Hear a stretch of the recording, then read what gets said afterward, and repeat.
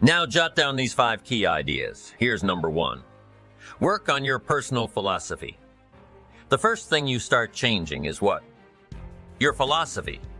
You start changing your mind. You start changing how you think. You start picking up new ideas and information, gather new knowledge, make better decisions about what's valuable. And I'm telling you, if you'll do that, your whole life will change. Your health will change. Your relationship with your family will change. Your ability to cope with challenges and problems will change. I'm telling you, income, promotions, all of it will change. If you will change, it'll all change. If you won't change, it isn't going to change. You can keep your fingers crossed if you want to and hope they'll straighten it out. You can wish for the wind not to blow quite as severe. But I'm telling you, wishing for the wind to change in your favor, we call naive at best. Don't do this any longer. Don't wish for a better wind. The key is to wish for the wisdom to set a better sail. Utilize whatever wind that blows to take you wherever you want to go. That is the philosophy I picked up at age 25, and it revolutionized my whole life. My mentor said, "Mr. Rohn, you've been working 6 years. How are you doing?" I said, "Not very well." He said, "I suggest you not do that anymore." He said, "Couldn't we go over the last 6 years and find out where your errors and judgment were? And couldn't we correct those and invest that correction in the next 6 years?" I said, "I guess we could. Only humans can do this." See, if you were a tree, you'd be stuck, right? If you used up all the nourishment around, you couldn't move, then you would die. But that's not true. So however little, what much you want to change, that's up to you. But see, if there's a class and you don't take it, and a skill and you don't learn it, and a discipline and you don't try it, and if there's a possibility and you don't explore it, then who are we going to blame? Nobody but yourself. You know, we put some of the valuable things on the high shelf, so you can't get to until you qualify. If you want the things on the higher shelf, you've got to stand on the books you read. Every book you read, you get to stand a little higher so you can get the things on the higher shelf. Become a good reader. All of the successful people I know and work with around the world, they're all good readers. Curiosity drives them to read. They got to know. They just read. Read. Did you know there's books on how to be stronger, more decisive, be a speaker, be a leader, have a better effect on other people, develop your personality? Did you know there's books on that and people don't read them? How would you explain that? And they can read. Did you know that hundreds of successful people have written their stories in books and they wrote down how they did it and people don't read? How would you explain that? The guy's busy, I guess. You know, you get tied up. The guy says, well, if you work where I work, by the time you struggle home, it's late. You got to eat by the supper, watch a little TV, get to bed. You can't sit up half the night reading. And the guy's behind on his car payment. Good worker, hard worker, sincere. But you got to be better than sincere and work hard. Otherwise, at the end of your life, you'll wind up cold, stony broke. You got to be better than a good worker. You got to be a good reader. Now, you don't have to read or listen to educational cassettes half the night. Although if you're broke, it's a good place to start. But here's all I ask. Just 30 minutes a day, that's all. Stretch it to an hour if you can, but at least 30 minutes here or read something challenging, something instructional. At least 30 minutes a day. And here's the next key. Every day, don't miss. Miss a meal, but not your 30 minutes. Hey, you can get along without some meals, but you can't get along without some ideas, examples, and inspiration. And also remember, to properly feed the mind, you must have good balance. Don't just read or listen to the easy stuff. You can't live on mental candy. Mr. Schoaf got me started on my library when I first met him. He said to me, become self-educated. Standard education will get you standard results. Check those numbers and see if that's what you want, and if it isn't. If you want something better than standard, you must become self-educated. Schoaf recommended a couple of books in particular to get me started. Now I had a Bible that's 66 books, so that was a pretty good start. But the first book Mr. Schoaf told me to get was the book Think and Grow Rich by Napoleon Hill, if you don't already have it. It's a great one to add to your library. I read it several dozen times, Schoaf said. Repetition is the mother of skill. And if you could have seen my bank account at the time, you would have known I needed lots of that kind of repetition. Some of the ideas in that book made major changes in my life. As I look back now, the book was worth thousands and I bought it for pennies. I learned a very valuable lesson. There can be a great deal of difference between cost and value. Before I met Mr. Schoaf, I used to ask, how much does it cost? After I met him, however, I soon learned to ask, how much is it worth? I started basing my life on worth instead of cost, and everything changed. Here's the next one, attitude. It is our attitude toward life which will determine life's attitude toward us. Now let's talk about the attitudes of people who are successful. Successful people come in all shapes and sizes and in widely varying degrees of intelligence, background, and so on. But they all have one thing in common. They expect more good out of life than bad. They expect to succeed more than they fail. If you want something worthwhile, take the attitude that there are a lot more reasons why you can have it than there are that you cannot, and set out to earn it. Go after it, work at it, ask for it, and 9 times out of 10 you will get it. Now let me tell you of a little test you can make which will prove beyond any shadow of a doubt that a good attitude can change a person's life as dramatically as walking from a darkened room into the bright, clear light of day. So here's the test.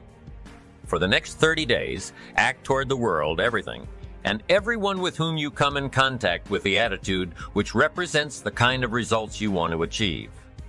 That is, if the result you want is more success in what you're doing.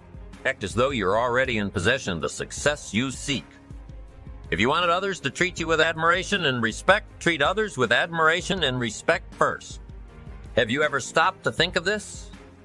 Every human being on earth is the most important human being on earth, as far as he or she is concerned. You may never get anyone to admit it, but it's a fact. So for the next 30 days, treat every person with whom you come in contact as the most important person on earth, remembering as you do so that as far as that person is concerned, reason I say treat everyone in this fashion is mainly because this is the way human beings ought to treat each other, and because it will help you form a habit that will bring you amazing and delightful results for the rest of your life. Have you ever noticed that the higher you go in any organization of value, the nicer the people seem to become?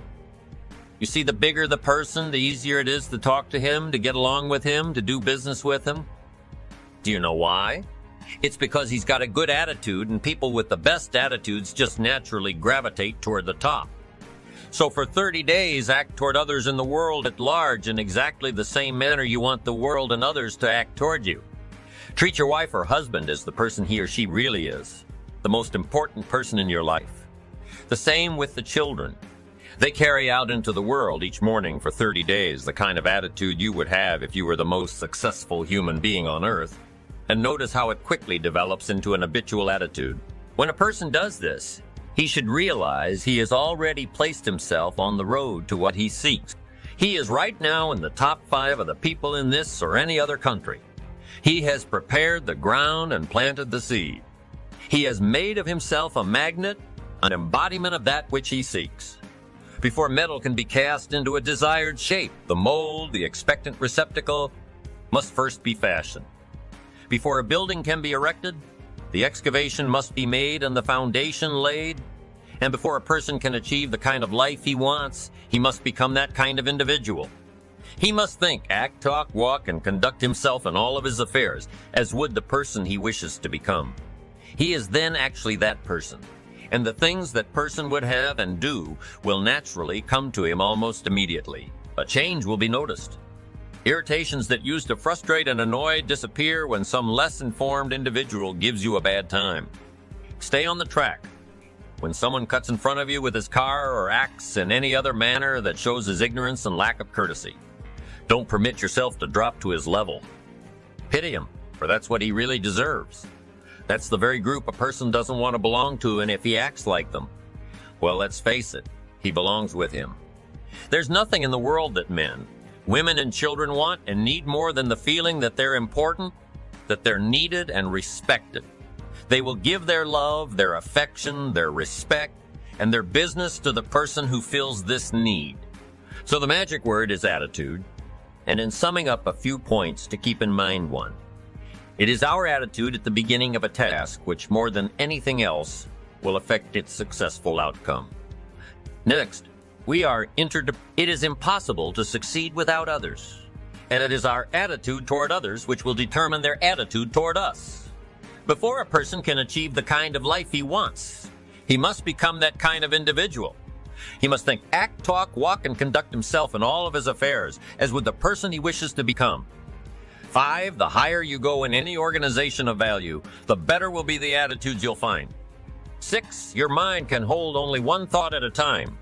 And since there's nothing at all to be gained by being negative, be positive. The deepest craving of human beings is to be needed, to feel important, to be appreciated. Give it to them and they'll return it to you. 8, look for the best and new ideas. As someone said, I've never met a person I couldn't learn something from. 9, don't waste valuable time broadcasting personal problems. It probably won't help you. It cannot help others. 10, don't talk about your health unless it's good. 11, radiate the attitude of well-being, of confidence, of a person who knows where he's going. This will inspire those around you, and you'll find good things will begin happening to you. Now here's the third of the 5 ideas, 3, and it's called lifestyle. Because the essence of life is not a Ferrari or a bank account. It's not $1 million. Here's the essence of life, learning to live a good life. Don't just learn how to earn, learn how to live. Mr. Shoaff taught me lifestyle in those early days, starting with small amounts, he said. Imagine that you're getting your shoes shined and the shoe sheen boy has done a fabulous job. So you pay him for the shine. Now you consider from the change in your hand what kind of tip to give him, and the question pops into your mind. Shall I give him 1 quarter or 2 quarters for my neat shine? Mr. Shoaff said, if 2 amounts for a tip ever come to your mind, always go for the higher amount. I said, what difference would that make, 1 quarter or 2 quarters? He said, all the difference in the world. If you said, well, I'll just give him 1 quarter, that will affect you for the rest of the day. You will start feeling bad. Sure enough, in the middle of the day, you will look down at your great shoe shine and say, I've got to be cheap 1 lousy quarter. That will affect you. However, if you go for 2 quarters, Shoaff said, you can't believe the feeling you can buy for another quarter. That's lifestyle. So develop your lifestyle a little more, your style of seeing, giving, sharing, enjoy. It's not the amount that counts, but the experience of individual live with. Style. I remember saying to Mr. Shoaff one time, if I had more money, I would be happy. And he gave me some of the better words of wisdom when he said to me, Mr. Rohn, the key to happiness is not more. Happiness is an art to be studied and practiced. He said more money will only make you more of what you already are. If you're inclined to be unhappy, if you get a lot of money, you will be miserable. More money will only make you more. More money will only amplify. If you are inclined to be mean and you get a lot of money, you will be a terror if you are inclined to drink a little too much. When you get a lot of money, you can now become a drunk because you can drink everything. So, style is not more. Style is an art. Here's something else to think about. Did you ever hear where the expression tip came from? As in tipping the waiter or waitress in a restaurant? Mr. Shoaff taught me that it began as a symbol for the phrase to ensure promptness. Now, Shoaff said, if a tip is to ensure promptness, when should you give it answer up front? See, I didn't know that. I said, no, you have lunch, and if you get good service, you leave a good tip. If you get lousy service, no tip. And he said to me, no, Mr. Rohn. Sophisticated people don't take a chance on good service. They ensure good service by giving the money up front. I said, wow, what a way to live. I had never thought of that. So the next time you have someone special to take to lunch, call the waitress over, arm around the shoulders, and say, here's $5. Would you take good care of me and my friend? Shoaff said you won't believe what happens. They do what's known as hover. They hover around your table, same money, different style. The next one is activity. Now here's an important question. What is your philosophy about activity? What about hard work? What about long hours? What about full days? If you're doing something, how hard should you go at it? How much time should you put in? Everybody has to develop their philosophy about activity, because your philosophy of activity will affect the rest of your life. Not to think so is naive. I've got a good clue on rest. Make rest a necessity, not an objective. If you rest too long, the weeds take the garden in the summer, so you can't rest too long. Life doesn't stand still, and the thread of life will start overwhelming the values of life if you just let it go. So we've all got to have a philosophy about activity. Let me give you one of the best I know. Here's what it says. An ancient phrase says, whatever your hands find to do, do it with all your might. That's a philosophy. You say, well, I'm getting by with half my might. Well, okay, but you've got to decide on your own personal philosophy of activity. Now, this philosophy says do it with all your might. Do you think there's any value or virtue in that? Well, I don't know. You've got to decide. You've got to weigh this out. You've got to evaluate it for yourself and put it on your own mental scales, and you've got to come up with your own answers. How hard should you work? I'm teaching kids now the ant philosophy. An ancient story says everybody should study ants, especially lazy people. The ant philosophy. Let me give it to you. It's very brief. Ants never quit good philosophy. If they're headed somewhere, you try to stop them. They'll look for another way. They'll climb over. They'll climb under. They'll climb around. They keep looking for another way. What a neat philosophy. Never quit looking for a way to get where you're supposed to go to. Ants think winter all summer. That's an important philosophy. You can't be so naive as to think summer. All summer. You say, well, isn't it nice? You can't think nice. When it's nice, we will call you naive. You got to think rock. You can't think sand and sun. 3 cents summer all winter. That's so important, I'm sure. All winter long and say this won't last long. We'll soon be out here. What a neat philosophy. What a neat attitude. This won't last long. We'll soon be out of here. First warm day, the ants are out. First warm day, they're out. They can't wait to get out. What a neat philosophy. Can't wait to get at it. We teach in leadership skills. Average people look forward to getting off. Successful people look forward to getting on with it. The guy doesn't want off. He wants on. And that's what starts to transform his life into the doing, into the activity. Now here's the last of the ant philosophy. How much will an ant gather during the summer to prepare for the winter? Answer all he possibly can. What an incredible philosophy. A group of psychiatrists invited me to come and lecture in Los Angeles. I never graduated from college, but they wanted to hear my story. So I go talk to the psychiatrist. Then in the middle of my talk, I had the audacity to say, ladies and gentlemen, let me tell you what I think. Most messes with the mind, they said. I think it is simply doing less than you can messes with the mind. It causes all kinds of psychic damage, I think, simply being less than you can be. Doing less than you could do. Trying less than you could. Try doing it with less enthusiasm than you could. I think it somehow damages the mind. It damages our self-image. Because here's what I've discovered happens. The minute you turn this around and start extending yourself, it isn't the value you get from extending yourself that's the greatest value. It's how you feel about yourself that's the greatest value. Because, see, it's not what we get that makes us valuable. It's what we become. And part of becoming is to see what all you can become. See what all you can do. See how much you can earn, how much you can share, how much you can start, how far you can reach, how far you can extend your influence. If you're going to play the great drama game of life, the key is to keep measuring progress to see how you're doing. How's your health doing? How's your income doing? How are your investments doing? If you're building a house, how is it coming along? What's going on? Measuring progress. That's what we call the name of the game. Here's how we teach it to our children. You must make measurable progress in reasonable time. We must be reasonable with time. You can't say to someone every 5 minutes, how are you doing now? 5 minutes later, how are you doing now? This guy says, I haven't left the building yet. Give me a break. So 5 minutes to ask for a count or a measures is too soon. 5 years is too long, too late. Too many things can go wrong. The old prophet said, if you're angry, try to solve it before the sun goes down.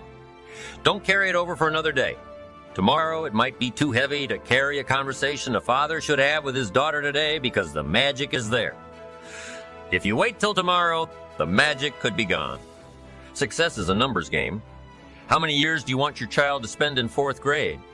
About what? 1 year? Progress 1 grade 1 year, and you got to set up your own measuring system. Don't wait for somebody else to do it. You set it up because society doesn't require you not have a heart attack that you must require of yourself. Society doesn't demand that you build a financial wall around your family. Nothing can get through that you must demand of yourself. So the government's not there to measure. Society is not there to measure. You must be responsible enough to measure yourself. How are you coming on this financial wall around your family? Nothing can get through. How are you doing? And whether it's a few pounds to lose, or whether it's a financial wall, or whether it's a growing office, whatever it is, find some ways to measure so you don't become disillusioned, thinking, oh, it looks okay, when it really isn't okay. Measure, check, measure, check. It's the game to play.